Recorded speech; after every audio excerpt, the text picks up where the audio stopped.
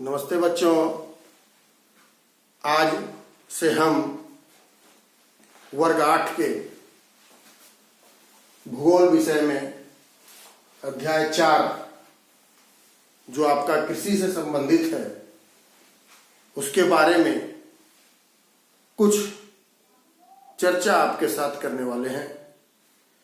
और कृषि के साथ साथ हम लोग इसमें बहुत सारी जानकारियां, रोचक जानकारियां आपके साथ प्राप्त करेंगे। भूगोल जो विषय है वो बहुत ही रोचक है और यह हमारी पृथ्वी के सभी बातों की रोचक जानकारियां, पूरे विश्व की रोचक जानकारियां हमें प्रदान करता है। तो आइए हम शुरू करते हैं अध्याय 4 का पाठ कृषि। कृषि एक प्रकार का कार्य है जैसा कि हम लोग जानते हैं, और ये जो कार्य होते हैं ये दो तरह के कार्य होते हैं। एक आर्थिक क्रियाएं होती हैं, एक अनार्थिक क्रियाएं होती हैं। आप लोग सिविक्स में, नागरिक जीवन में इसके बारे में ज्यादा विस्तृत रूप से पढ़ने वाले हैं। हम लोग यहाँ पर आर्थिक क्रियाओं की बात करते हैं। आर्थिक क्रियाएं होती क्या है? आर्थिक क्रिया किसको कहते हैं?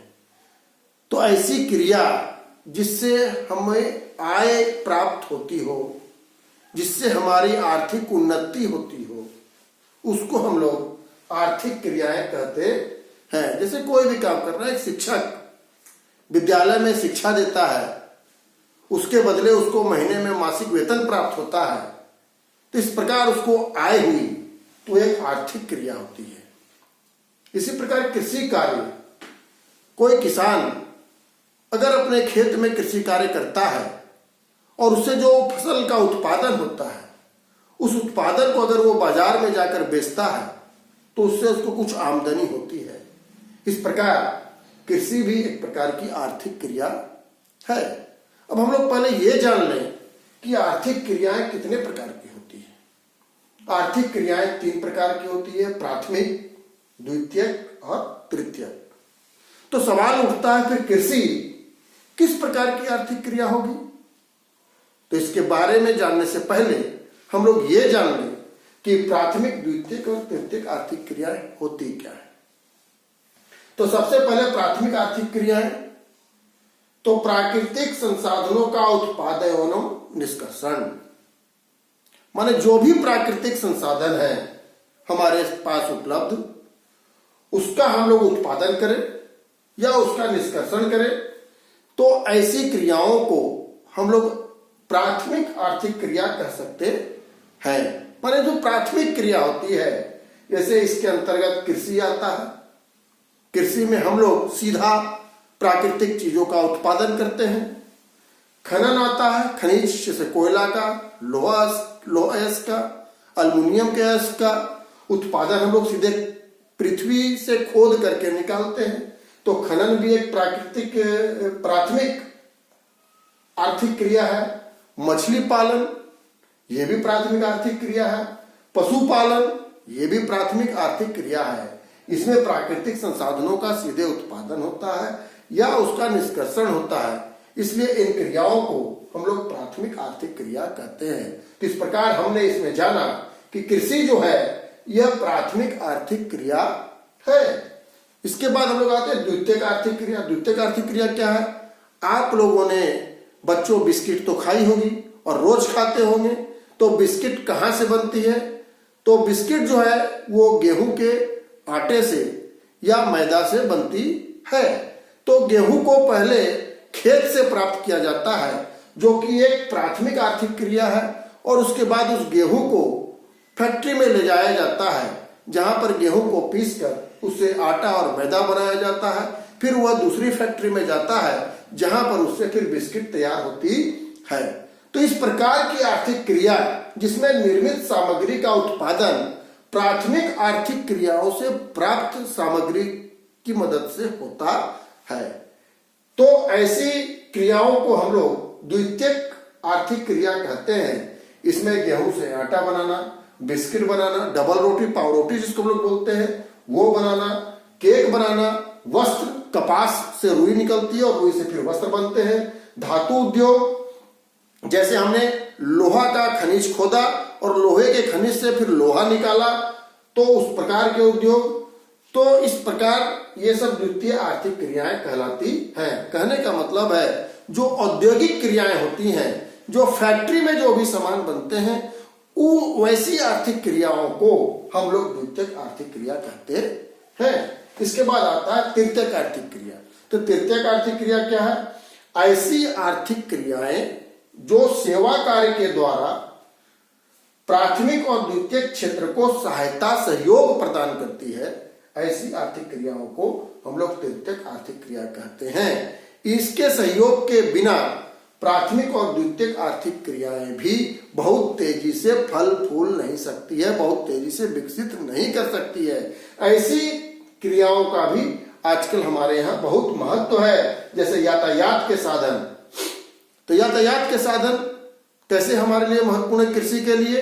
तो किसान जो अपने खेतों में उत्पादन करता है और उस उत्पादन को ले जाकर के बाजार में बेचता है। अगर बाजार हमारा बहुत दूर है और खेत से बाजार तक जाने का रास्ता ठीक नहीं है, बढ़िया साधन हमारे पास उपलब्ध नहीं है, तो किसान का उत्पादन जो है खेतों में ही सड़ेगा या उसके घर में ही सड़ जाएगा। इस प्रकार यातायात का साधन जो है किसान को मदद करता है, मछली पालक को मदद करता है, पशुपालक को मदद करता है। यातायात के साधन ये सारे सामग्रियों को एक जगह से दूसरे जगह तक पहुंचाने में मदद करता है। इसका मतलब ये है कि यातायात का साधन जो है एक तृतीयक आर्थिक क्रिया है। इसी कड़ी में संचार के साधन, व्यापार, बैंकिंग, विज्ञापन इत्यादि और भी बहुत सारी क्रियाएं ये तृतीयक आर्थिक क्रियाओं में आती है। इस प्रकार हमने देखा कि ये 3 प्रकार की आर्थिक क्रियाएं होती हैं। अब हम लोग कृषि के बारे में थोड़ी सी जानकारी इस वीडियो में प्राप्त करेंगे। तो कृषि क्या है? कृषि जो है वो अंग्रेजी का एक शब्द है एग्रीकल्चर। एग्रीकल्चर से ये लिया गया है। इसमें ये एग्रीकल्चर जो है ये 2 शब्द से मिलकर बना है। एक है एगर और दूसरा है कल्चर। एगर का अर्थ है भूमि या खेत और कल्चर का अर्थ है जुताई करना।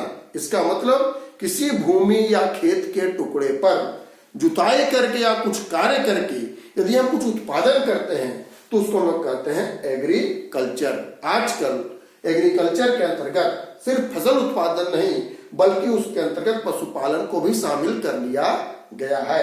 इसका मतलब कृषि कार्य के अंतर्गत फसल उत्पादन और पशुपालन दोनों आएंगे। अब जो कृषि कार्य हम करते हैं उसको करने के लिए कौन कौन से उपयुक्त कारक हैं, कौन कौन से साधन जो होंगे वो जरूरी होंगे। इसमें प्राकृतिक जो साधन है उसके बारे में हम लोग बात कर रहे हैं। इसमें अनुकूल स्थलाकृति, मृदा और जलवायु। अनुकूल स्थलाकृति का मतलब क्या है कि जो जमीन है, जिस जमीन पर हम खेती कर रहे हैं वो समतल होनी चाहिए, उपजाऊ मिट्टी वहां पर होनी चाहिए, उबड़ खाबड़ नहीं होनी चाहिए। इसका मतलब है कि अनुकूल स्थलाकृति होनी चाहिए। दूसरा है मिट्टी। मिट्टी के बारे में हमने बतलाया कि मिट्टी एक प्राकृतिक कारक है। अगर जिस खेत की मिट्टी उपजाऊ है तो वहां पर कृषि कार्य अच्छा होता है। पहाड़ी क्षेत्रों में मिट्टी उपजाऊ नहीं होती है, इसलिए वहां पर कृषि कार्य उतना अच्छा नहीं हो पाता है। और तीसरा है जलवायु। जलवायु में वर्षा और तापमान तो मुख्य तत्व हैं। हमको मालूम है किसी भी पौधे की वृद्धि के लिए वर्षा और तापमान 2 महत्वपूर्ण कारक हैं। तो किसी स्थान की जलवायु अगर अच्छी है और वहां पर वर्षा और तापमान का अनुपात अच्छा होता है तो वहां पर कृषि कार्य बढ़िया होता है। जैसे भारत के उत्तरी क्षेत्रों में, मैदानी क्षेत्रों में कृषि कार्य बहुत उन्नत है, जबकि पहाड़ी क्षेत्रों में कृषि कार्य थोड़ा सा कम उन्नत होता है। इसके बाद हम लोग जानते हैं कृषिगत भूमि क्या होती है। कृषिगत भूमि या कृषि योग्य भूमि, ऐसी भूमि जिस पर कृषि का कार्य किया जा सके उसको हम लोग कृषिगत भूमि कहते हैं या कृषि योग्य भूमि कहते हैं। कृषि योग्य भूमि सब जगह नहीं प्राप्त होती है। बहुत सी ऐसी भूमि होती है, दलदल भूमि होती है जिसमें कृषि कार्य करना असंभव हो जाता है, तो वो हमको कृषिगत भूमि नहीं हो सकती है। पूरे विश्व में आप जानिए इतना बड़ा हमारा जो विश्व है, धरती है, उसका मात्र 11% ही कृषि योग्य है। मतलब पूरे विश्व की 11% जमीन पर ही कृषि कार्य हो सकता है। लेकिन हम भारत के लोग, हम भारत के निवासी, इस मामले में हम लोग बहुत ही उन्नत हैं। हम लोग बहुत ही उन्नत है, क्योंकि भारत का 57% जो क्षेत्र है वो कृषि योग्य है। इसका मतलब पूरे भारत में आधे से ज्यादा जमीन ऐसी है जहां पर कृषि कार्य हो सकता है। तो इस प्रकार हमने इस वीडियो में जाना कि आर्थिक क्रियाएं क्या होती हैं, आर्थिक क्रियाएं कितने प्रकार की होती हैं, और कृषि का अर्थ क्या है, कृषि के लिए उपयुक्त कारक कौन से हैं, और कृषिगत भूमि किसे कहते हैं। अगले वीडियो में हम कृषि तंत्र और कृषि के बारे में और बहुत सारी चर्चाएं आपके साथ करेंगे। बने रहिएगा मेरे साथ।